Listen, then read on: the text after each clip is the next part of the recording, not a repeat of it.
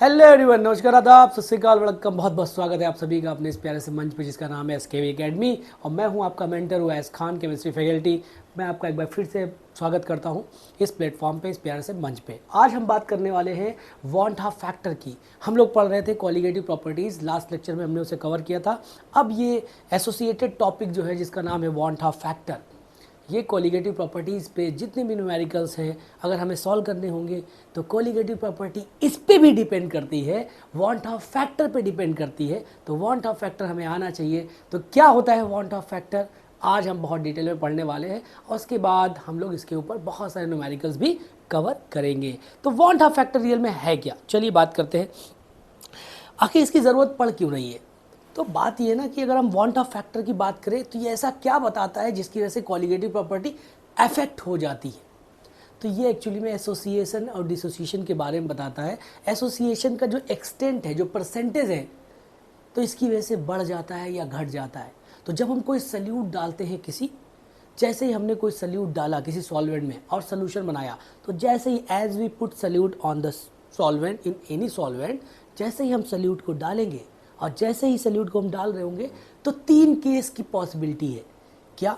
मान लीजिए हमने कोई सल्यूट जैसे ही डाला, अगर वो आयनिक कंपाउंड होगा तो आयोनाइजेशन होने लगे शुरू हो जाएगा, आयोनाइजेशन होने लगेगा, आयंस बढ़ने लगेंगे। या इसका उल्टा भी हो सकता है कि हमने कोई ऐसा सल्यूट डाला जो हाइड्रोजन बॉन्डिंग बनाता था, तो अगर हाइड्रोजन बॉन्डिंग बनाता था तो जब हमने उसे डाला तो फिर वो एसोसिएशन होने लगा जिसकी वजह से जुड़ने लगा। तो या फिर डिसोसिएशन होने लगेगा। कब?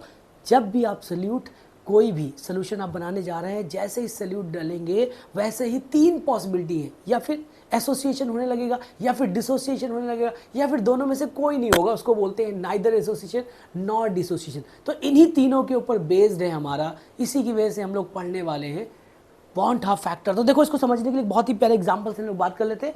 मान लीजिए बेटा, हम लोगों ने क्या किया, हमने एक कंटेनर ले लिया। देखो, हमने एक कंटेनर ले लिया है, ये इसमें हमने कोई सॉल्वेंट डाल दिया है।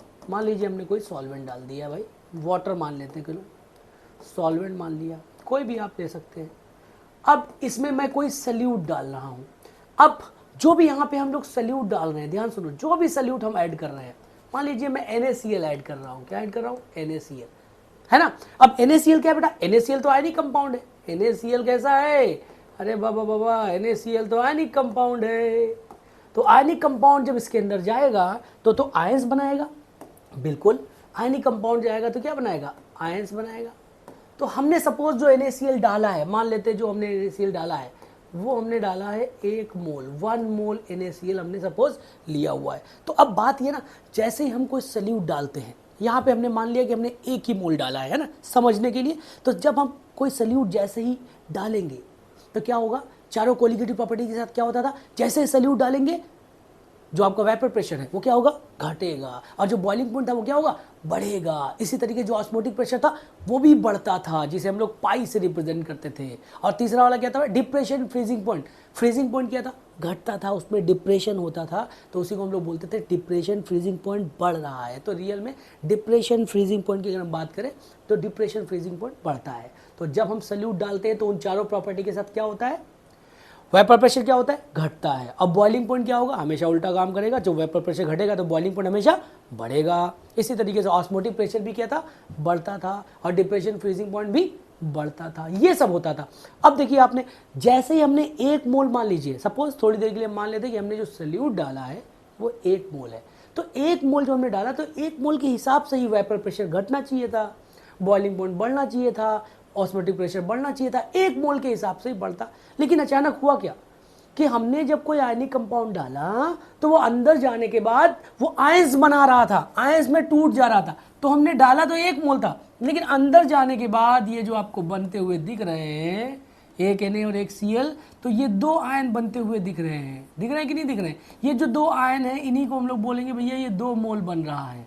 कितने मोल बन रहा है? 2 मोल। जितने भी आयंस बनेंगे टूट जाएंगे, सेपरेट हो जाएंगे, तो इतने ही नंबर ऑफ मोल्स हो जाएंगे। तो हमने जब 1 NaCl डाला था, 1 मोल NaCl डाला था, लेकिन अंदर जाने के बाद वो टूट गया, आयोनाइज हो गया, तो 2 मोल के बराबर हो गया। तो हमने डाला था 1 मोल सोच के, तो 1 मोल के हिसाब से इंपैक्ट होना चाहिए था, लेकिन इंपैक्ट हो गया डबल। मतलब जो वेपर प्रेशर घटना चाहिए था वो और ज़्यादा घट गया, जो इलेशन बॉइलिंग पॉइंट बढ़ना चाहिए था, बॉइलिंग पॉइंट वो और ज़्यादा बढ़ गया। जो ऑस्मोटिक प्रेशर बढ़ना चाहिए था वो और ज़्यादा बढ़ गया। 1 मोल के हिसाब से बढ़ना घटना चाहिए था, या जो भी चेंज आना चाहिए था वो 1 मोल के हिसाब से होना चाहिए था, लेकिन अचानक डबल इम्पैक्ट हो गया। तो ये डबल इम्पैक्ट वाला क्रेडिट किसको जाएगा? यही वांट ऑफ फैक्टर को जाएगा।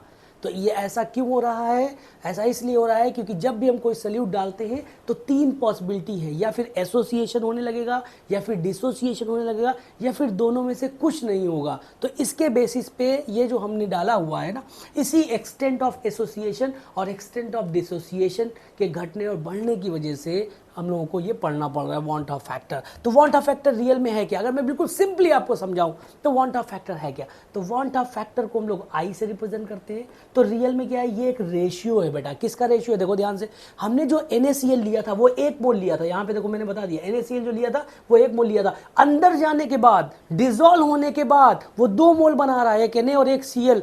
तो जो डिजोल्व होने के बाद मोल बना रहा है, इसी को हम लोग बोलते हैं ऑब्जर्व मोल, या दूसरा नाम है एक्सपेरिमेंटल मोल, या तीसरा नाम है मान लीजिए कि इक्विलिब्रियम पे मोल। आप बताइए, अलग अलग तरीके से लिखा जाएगा, अलग अलग तरीके से बुक लिखेगी, ये सब एक ही चीज़ है। तो ध्यान से सुनिए, अंदर जाने के बाद जो टोटल मोल आए, जिसे हम लोग ऑब्जर्व मोल बोलते हैं या एक्सपेरिमेंटल बोलते हैं, तो अंदर जाने के बाद जितने मोल बने वो, जैसे यहाँ पे अगर मैं आपको समझाऊं तो यहाँ पे NaCl के केस में आपके ये 2 मोल बने थे, और स्टार्टिंग में जो आपने लिया था वो था 1।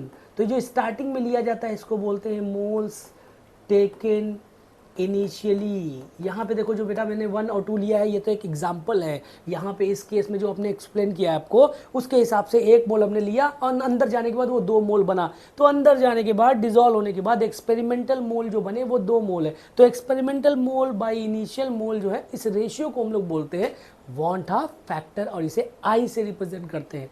तो यहाँ पे देखो जो 1 है आपका, ये मोल्स टेकन इनिशियली, ठीक है ना, और जो 2 मोल था वो था टोटल मोल्स ऑब्जर्व, इसी को हम लोग बोलते हैं टोटल मोल्स ऑब्जर्व। तो टोटल मोल्स है ना बेटा, ये क्या हो जाएगा? Total moles observe. ये जो टोटल मोल्स ऑब्जर्व आप देख रहे हैं, इन्हीं को हम यहाँ पे बोल रहे हैं कि ये 2 और ये 1। तो ये आई जो है एक तरीके से रेशियो है। किसका रेशियो है? Number of moles observe. तो आप इसको बोल सकते हैं, मान लीजिए n के टर्म में लिख देते हैं तो n है, तो यहाँ पे लिख देते हैं छोटा सा, ये एक्सपेरिमेंटल मोल है, और ये कौन से मोल है? नीचे हमेशा थ्योरेटिकल मोल बोल सकते हैं। तो एक्सपेरिमेंटल मोल बाय थ्योरेटिकल मोल के रेशियो को हम लोग बोलते हैं वांट ऑफ फैक्टर। अब ध्यान से देखिए, बहुत इंपॉर्टेंट है, यहाँ पे बिल्कुल छोटा सा है, फिर हम लोग न्यूमेरिकल करेंगे इसे। अब यहाँ पे जो आप देख रहे हैं कि जो थ्योरेटिकल मोल है, जिसे आप बोल सकते हैं मोल्स टेकन इनिशियली, ये जो मोल्स टेकन इनिशियली है बेटा, ये तो हमेशा मान लीजिए 1 ही मोल हम लेंगे, ये हमेशा 1 ही रहेगा, क्योंकि एक्सपेरिमेंट करने के लिए हम लोग जो मोल लेते हैं वो 1 मोल ले लिया हमने हमेशा। तो ऊपर जो नंबर ऑफ मोल्स है ये चेंज हो जाएगा। तो नंबर ऑफ मोल्स जो आपको दिख रहा है, नंबर ऑफ ऑब्जर्व मोल जिसे आप बोल सकते हैं, नंबर ऑफ ऑब्जर्व मोल्स। तो ऑब्जर्व मोल जैसे जैसे चेंज हो जाएंगे, जैसे जैसे ये बढ़ेगा, वैसे वैसे वांट ऑफ फैक्टर आई भी बढ़ेगा। तो आपको आसान भाषा में अगर मैं यहाँ पे समझाऊं तो आई का मतलब सिंपल भाषा में आप ये बोल सकते हैं आयंस। तो जैसे जैसे आयंस बढ़ने लगेंगे वैसे वैसे वांट ऑफ फैक्टर आई बढ़ने लगेगा, जैसे जैसे आयंस घटने लगेंगे वैसे वैसे वांट ऑफ फैक्टर आई घटने लगेगा। अब इसी आई को हम लोग डिफरेंट तरीके से डिफाइन कर सकते हैं अलग अलग रिलेशन में, उस फार्मूले के अकॉर्डिंग। अब ये जो आपको बहुत सारा दिया हुआ है कि आई का रिलेशन यहाँ पे दिया हुआ, आई क्या है? Number of moles of solute. यहाँ पे देखो आफ्टर एसोसिएशन या डिसोसिएशन, इसी का दूसरा नाम है बेटा number of moles at equilibrium. आप ये भी बोल सकते हैं मोल्स एट इक्विलिब्रियम। ये आपके टोटल मोल्स हैं। क्या है आपके? टोटल मोल्स है बेटा, टोटल मोल्स। तो टोटल मोल्स ऑब्जर्व भी लिख सकते हैं, टोटल मोल्स ऑब्जर्व, है ना, total moles observe at equilibrium यहाँ पे, ठीक है ना। अच्छा, अब मोल्स के टर्म में अगर आपको नहीं करना है, कॉलिगेटिव प्रॉपर्टी के टर्म में करना है, तो भी आप डिफाइन कर सकते हैं। ये जितने भी आपको फार्मूले दिख रहे हैं मोलैरिटी के टर्म में भी डिफाइन कर सकते हैं। सिर्फ मोलर मास के टर्म में एक फार्मूला होगा जिसमें नॉर्मल अपॉन ऑब्जर्व होगा। नॉर्मल जो है उसको हम लोग थ्योरेटिकल भी बोल सकते हैं। तो जो नॉर्मल आपको मास दिया हुआ है उसको आप थ्योरेटिकल भी बोल सकते हैं, थ्योरेटिकल मास भी बोल सकते हैं। और ये जो आपको दिया हुआ है ऑब्जर्व मास, इसी आपको एक्सपेरिमेंटल मास भी बोल सकते हैं। ये आपका एक्सपेरिमेंटल मास भी हो सकता है। अब देखिए इसकी ज़रूरत क्या है। आई के बगैर न्यूमेरिकल सॉल्व हो क्यों नहीं रहा है। अब आई आप समझ गए ना कि आई भाई साहब कोलिगेटिव प्रॉपर्टी आई पे डिपेंड करती है। कोलिगेटिव प्रॉपर्टी किस पे डिपेंड करती है, आई के। तो अब हम लोग चलते हैं कि भाई कोलिगेटिव प्रॉपर्टी जब आई पे डिपेंड करती है तो जो चारों कोलिगेटिव प्रॉपर्टी आपने पढ़ी थी, ये वाली यहाँ पे देखो, पहली क्या था, ये relative lowering in vapour pressure. तो अब हमें चारों फार्मूले पता है, चारों फार्मूले आपको पता है, ये आपको दिख रहा है। दूसरा डिप्रेशन फ्रीजिंग पॉइंट, तीसरा एलिवेशन बॉइलिंग पॉइंट, चौथा ऑस्मोटिक प्रेशर। तो अब जितनी भी प्रॉपर्टी है ये directly proportional to van't of factor है, मान लो ये हो गया दूसरा। तीसरा डेल्टा टी भी हो गया, सब directly proportional to van't of factor है, डेल्टा टी एफ भी हो गया बेटा। और आपका चौथा कौन सा था, डेल्टा एलिवेशन बॉइलिंग पॉइंट की बात कर लेते हैं हम लोग।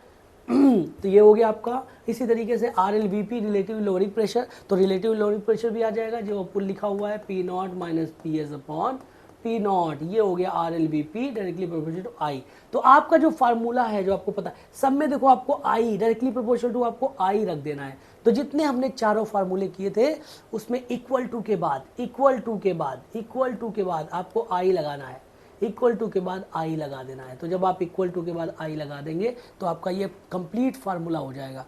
अब हम लोग इसके आगे जो है ना इस तरीके से करेंगे और इसके ऊपर बहुत सारे न्यूमेरिकल जो है वो हम लोग कवर करेंगे, ठीक है। अब यहाँ पे आगे बात आती है कि भाई आई जो है कैसे कैलकुलेट किया जाता है। तो अब क्या होता है कि आई के कैलकुलेशन की अगर बात करें तो यहाँ पे एक चीज़ देख लें बेटा, जब हम लोग आई को कैलकुलेट करते हैं, calculation of van't of factor I, I जिसे हम लोग बोल रहे हैं वांट ऑफ फैक्टर, आई का केस कैलकुलेशन के लिए जब आएगा बेटा तो तीन टाइप का हो सकता है। क्या हो सकता है, या फिर डिसोसिएशन हो रहा होगा कंपाउंड में, डिसोसिएशन का मतलब टूट रहा होगा तो नंबर ऑफ आयंस ज़्यादा हो रहे होंगे, या फिर एसोसिएशन हो रहा होगा, एसोसिएशन हो रहा होगा, है ना बेटा। और या फिर क्या हो रहा होगा, नाइदर डिसोसिएशन नॉर एसोसिएशन हो रहा होगा, नाइदर डिसोसिएशन, है ना बेटा। और क्या हो रहा होगा बोलो, नॉर एसोसिएशन हो रहा होगा, नाइदर डिसोसिएशन या नॉर एसोसिएशन हो रहा होगा बेटा। तो अगर डिसोसिएशन हो रहा है तो इस केस के लिए क्या होगा, आयंस हमेशा बढ़ेंगे। तो मान लीजिए हमने 1 मोल लिया, लेकिन जैसे ही हम डालेंगे सॉल्वेंट के अंदर आयंस बढ़ने लगेंगे क्योंकि डिसोसिएशन हो रहा है। तो डिसोसिएशन में आयंस बढ़ने लगेंगे, मतलब 1 मोल लेंगे तो आई हमेशा 1 से तो ज़्यादा होगा। इसी तरीके से अगर एसोसिएशन लेंगे, एसोसिएशन तो भाई घटने लगेगा तो आई हमेशा 1 से कम हो जाएगा। ये ज़्यादा है बेटा, ये ज़्यादा है, आई इज़ मोर देन 1 यहाँ पे कर सकते हैं, आई इज़ मोर देन 1 यहाँ पे पहला केस। दूसरा है आई इज़ लेस देन 1, और तीसरा केस जो है ना तो मोर देन 1 ना तो less than, i is equal to 1। तो ये है आई इज़ मोर देन 1, दूसरा है आई इज़ लेस देन 1, और तीसरा है आपका नाइदर डिसोसिएशन नॉर एसोसिएशन। अब नाइदर डिसोसिएशन नॉर एसोसिएशन ये किस में होता है, इसके एग्जाम्पल कौन कौन से, इसके एग्जाम्पल है बेटा नॉन इलेक्ट्रोलाइट, नॉन इलेक्ट्रोलाइट जैसे बहुत सारे हैं जो आयंस नहीं बनाते, यूरिया, ग्लूकोज, जो आपके कार्बोहाइड्रेट हैं, सुक्रोज बेटा, है ना। जितने भी आपने कार्बोहाइड्रेट पढ़े, कार्बोहाइड्रेट के अलावा बेटा पॉलीमर भी हो सकता है, पॉलीमर। अब पॉलीमर में बहुत सारे हो सकते हैं बेटा, प्रोटीन भी हो सकता है, प्रोटीन भी एक पॉलीमर है। किसका पॉलीमर है, एमिनो एसिड का। किसका है, एमिनो एसिड का, है ना। इसी तरीके से डिसोसिएशन में अगर हम एग्जाम्पल लिखना चाहें तो जितने भी आपको आयनिक कंपाउंड याद आते हैं, जितने भी आयनिक कंपाउंड याद आते हैं वो सभी आप इसके अंदर एग्जाम्पल में लिख सकते हैं। जैसे NaCl हो सकता है, KCl हो सकता है, बहुत सारे हैं, जितने मन चाहे लिख दो बेटा, कोई भी आयनिक कंपाउंड, क्योंकि वो आयंस में टूट जाएगा, जितने ज़्यादा आयन बनाएगा उतना ज़्यादा आई हो जाएगा। तो Na2SO4 इन सबको हम लोग आगे और देखेंगे। तो इस तरीके से बहुत सारे हैं, आप बहुत सारे लिख दो। एक बहुत ही प्यारा है पोटेशियम फेरोसाइनाइड, तो K4FeCN6 ये भी हो सकता है। ऐसे ही बहुत सारे हैं और भी आप एग्जांपल लिख सकते हैं। मान लीजिए CO है, अब ये पूरा कोऑर्डिनेशन कंपाउंड के बहुत सारे एग्जांपल डाल सकते हैं। इस तरीके से है, यहाँ पे जो आपको दिख रहा है इसको हम लोग आयन की बजाय बढ़िया सा कॉम्प्लेक्स बना देते हैं Cl3 करके। इसको तोड़ के हम लोग आयन देखेंगे तो 4 आयन आ जाएंगे, 3 यहाँ से आ जाएंगे और 1 यहाँ से आ जाएगा। इसी तरीके से एसोसिएशन के अंदर अगर अपन एग्जांपल देखना चाहें बेटा, किसके अंदर, एसोसिएशन के अंदर, तो एसोसिएशन में अगर आप एग्जांपल देखना चाहें तो क्या हो जाएगा भाई साहब, हाइड्रोजन बॉन्डिंग वाले उनमें एसोसिएशन होता है। इसमें 2 टाइप के एग्जाम्पल हो सकते हैं, एक को A मान लो, एक को 2 मान लो। एक तो हो गया हाइड्रोजन बॉन्डेड कंपाउंड जितने भी हैं, हाइड्रोजन बॉन्डिंग वाले, हाइड्रोजन बॉन्डेड कंपाउंड जिसमें हाइड्रोजन बॉन्डिंग होती है, एक वो हो गया हाइड्रोजन बॉन्डेड, ठीक है ना। जैसे कोई भी मान लीजिए फॉर्मिक एसिड हो गया बेटा, एसिटिक एसिड हो गया बेटा, बेंजोइक एसिड हो गया बेटा, एल्कोहल हो गया बेटा, है ना, इस तरीके से ये सब हाइड्रोजन बॉन्डिंग वाले हो गए। दूसरी कैटेगरी कौन सी थी? दूसरी कैटेगरी कौन सी है? दूसरी कैटेगरी है हमारी पॉली एटॉमिक स्पीसीज, उसमें भी एसोसिएशन से बनते हैं। तो पॉली एटॉमिक स्पीसीज जो है उसमें भी ये एसोसिएशन का केस आता है, जैसे S8, Se8 या B12, इस तरीके से जो स्पीसीज हैं, P4, ये सब एसोसिएशन से बनी हुई हैं।